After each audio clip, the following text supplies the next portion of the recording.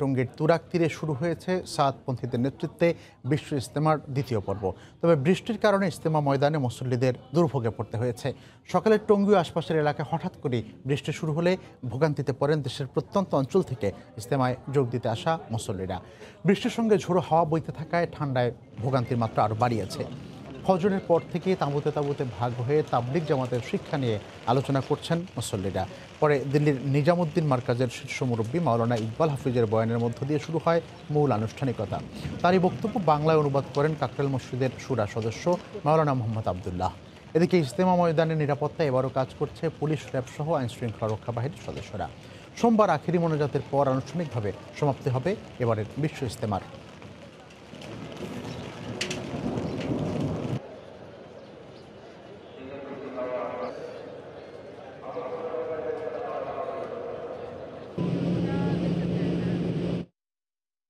এই মুহূর্তে টঙ্গীর ইজতেমা ময়দানে আছেন তোহা খান তামিম এবং শাহরিয়ার জামান দীপ। আমরা সরাসরি চলে যাব তাদের কাছে। প্রথমে আমরা যাব তামিমের কাছে। তামিম, কবির, মুসলমানদের অন্যতম বৃহৎ গণজামায়াত এই বিশ্ব ইজতেমা, তাবলিগি জামাতের যে বিশ্ব ইজতেমা, সেটি আসলে 54তম বিশ্ব ইজতেমার যে দ্বিতীয় পর্ব, অর্থাৎ মাওলানা সাদ কান্দালভির অনুসারীদের পরিচালনায় যে দ্বিতীয় পর্ব অনুষ্ঠিত হচ্ছে, আজকে ফজর নামাজের পরপরই শুরু হয়েছে। সেটি আসলে এই মুহূর্তে যদি আপনাকে দেখাতে চাই, সেটি হচ্ছে মুসল্লিরা একটু পরেই জোহরের নামাজ আদায় করবেন এই ময়দানে, এবং সেই জোহরের নামাজের জন্যই তারা কিন্তু যেই প্রস্তুতি, সেই প্রস্তুতিটুকু সেরে নিচ্ছেন। অর্থাৎ অজু গোসল থেকে শুরু করে ছোট ছোট যে ইবাদতগুলো রয়েছে, সেই ইবাদতগুলো তারা আসলে সেরে নিচ্ছেন এবং যে যার মতো করে প্রস্তুত নিচ্ছেন। আর আরেকটি বিষয় বলে রাখি, সেটি হচ্ছে যে কিছুক্ষণ আগে এখানে মাশওয়ারা অর্থাৎ পরামর্শ সভা অনুষ্ঠিত হয়েছিল। পরামর্শ সভায় তারা মূলত যে তাদের যে করণীয়, সেই করণীয় মূলত তারা ঠিক করেন এবং এই মাশওয়ারা হওয়ার পরেই তাদের যে খিত্তাগুলো রয়েছে বিভিন্ন জেলায়, আপনাকে বলে রাখি একটি তথ্য, সেটি হচ্ছে যে 64 জেলা নিয়ে এবার যে ইজতেমা, সেই ইজতেমা অনুষ্ঠিত হচ্ছে এবং এই 64 জেলার মুসল্লিগণ কে কোথায় বসবেন, কে কোথায় তালিম নিবেন, এইগুলো কিন্তু যে খিত্তা বলা হয়, এই খিত্তা 50টি খিত্তায় ভাগ করা হয়েছে। তো এই 50টি খিত্তাতেই কিন্তু বলা যায় যে মুসল্লিরা বসে, ছোট জামাতবদ্ধভাবে বসে তারা যে মুরব্বির অধীনে রয়েছেন, সেই মুরব্বীরা মূলত যেই তালিম, সেই তালিমগুলো এতক্ষণ দিচ্ছিলেন এবং এই যারা মুরব্বী, শীর্ষ মুরব্বীরা রয়েছেন তাবলিগ জামাতের, যেমন বলে রাখি সেটি হচ্ছে মাওলানা দিল্লির মার্কাজের যিনি মুরব্বী, শিশু মুরব্বী, তিনি ফজরের নামাজের পরে যে আহ্বান দিয়েছেন, এরপরে তার বাংলা অনুবাদ করে দিয়েছেন কাকরাইল মসজিদের একজন শুরা মাওলানা আবদুল্লাহ, তিনি আসলে সেই বাংলায় অনুবাদ করে দিয়েছেন এবং তিনারা যে বক্তব্য রেখেছেন, সেই বক্তব্যগুলোই কিন্তু প্রয়োগিক অর্থে আসলে কোথায় তারা প্রয়োগ করবেন, মুসল্লিরা কি কাজে লাগাবেন, কোথায় কাজে লাগাবেন এবং কিভাবে তারা এই জীবনে তারা এটি আসলে মেনে চলবেন, এই বিষয়গুলোই কিন্তু তারা আসলে বারবার করে আলোচনা করেছেন। এবং এখান থেকে এই যে তাবলিগ জামাতের ইজতেমা, এই তাবলিগ জামাতের ইজতেমা আখিরি মোনাজাতের মাধ্যমে শেষ হবে।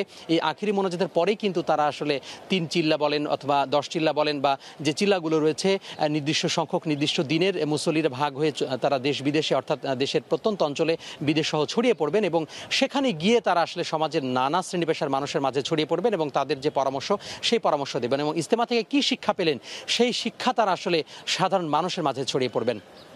তো সব মিলিয়ে বলা যায় যে এখন জোহর নামাজের প্রস্তুতি চলছে, একটু পরে জোহর নামাজ আদায় করবেন মুসল্লিরা এই ময়দানে এবং এরপরে কিন্তু দুপুরের যে খাবার, সে খাবার গ্রহণের পরে আবারও কিন্তু বয়ান শুরু হবে। তো আমরা চলে যাচ্ছি এই মুহূর্তে ইজতেমার অপর প্রান্তে, আমাদের আরেক সহকর্মী রয়েছেন শাহরিয়ার জামান দীপ, তার কাছে চলে যাব ইজতেমার আরও কিছু খবর জানার জন্য।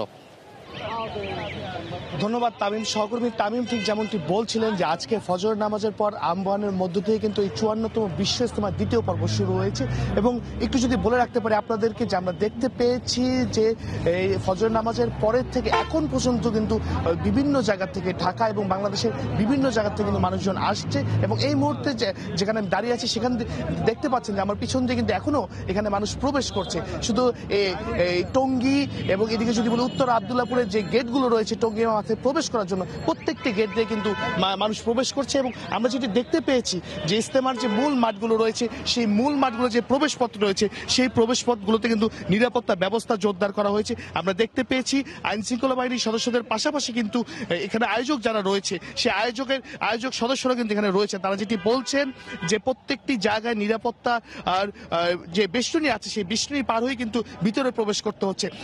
তারা বলছেন এখানে আসার মুসল্লিদের সাথে আমাদের কথা হয়েছে, তারা যেটা আমাদেরকে বলছেন যে সার্বিক যে ব্যবস্থাপনা এবং নিরাপত্তার যে প্রস্তুতি রয়েছে এটিতে তারা সন্তুষ্টি প্রকাশ করেছেন। তারা যেটি বলছেন এর আগে অনেক ইজতেমা এখানে হয়েছে, কিন্তু এবার যে ধরনের নিরাপত্তা ব্যবস্থা গ্রহণ করা হয়েছে এর আগে কখনো এই ধরনের ব্যবস্থা গ্রহণ করা হয়নি। একটু যদি জানিয়ে রাখতে চাই আপনাদের কাছে যে আইন শৃঙ্খলা বাহিনীর পক্ষ থেকে আমাদেরকে যেটি জানানো হয়েছে যে এখন পর্যন্ত 125 জন বিদেশি মেহমান এই ইজতেমায় আজকে দ্বিতীয় পর্বে অংশগ্রহণ করতে এসেছেন এবং তারা যেটি জানিয়েছেন যে সাতপন্থীদের পক্ষ থেকে আমাদেরকে যেটি জানানো হচ্ছে প্রায় 1500 বিদেশি মেহমান এই দ্বিতীয় পর্বে অংশগ্রহণের জন্য বিশ্বের বিভিন্ন দেশ থেকে এখানে আসবে বলে আমরা জানতে পেরেছি। তো এখান থেকে আসলে খবির আমার কাছে সর্বশেষ যে তথ্যটি রয়েছে যে 54তম বিশ্ব ইজতেমার দ্বিতীয় পর্বের মূল কার্যক্রম আজকে ফজর নামাজের পর আহ্বানের মধ্য দিয়ে শুরু হয়েছে, সেটি এখনো চলছে এবং কালকে সকাল 10টায় আখিরি মোনাজাতের মধ্য দিয়ে সেটি শেষ হবে এবং নিরাপত্তা বাহিনীর সদস্যরা বলেছেন যতক্ষণ পর্যন্ত এই মাঠ খালি না হবে ততক্ষণ পর্যন্ত তাদের এই নিরাপত্তা ব্যবস্থা বলবৎ থাকবে।